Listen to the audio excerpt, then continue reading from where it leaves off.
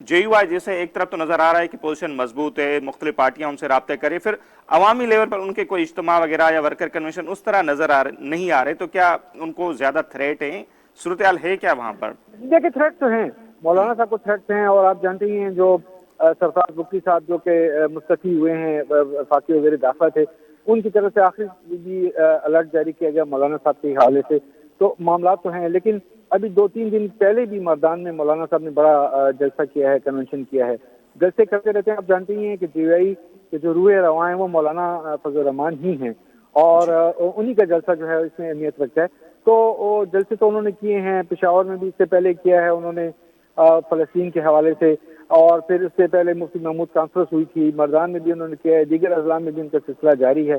NP अपने तौर पर जलसे कर रही है। मुश्किलात सिक्योरिटी के हवाले से ज़रूर होंगी, लेकिन मेरा ख्याल नहीं है कि अब कोई भी पार्टी इस लाइन पे सोच सके कि जी इंतखाबात होंगे या नहीं होंगे, क्योंकि सुप्रीम कोर्ट ऑफ पाकिस्तान का बड़ा वाज़ेह डिसीजन मौजूद है, और इलेक्शन कमीशन उसी कंटिन्यूएशन में उसके बाद शेड्यूल जारी किया है।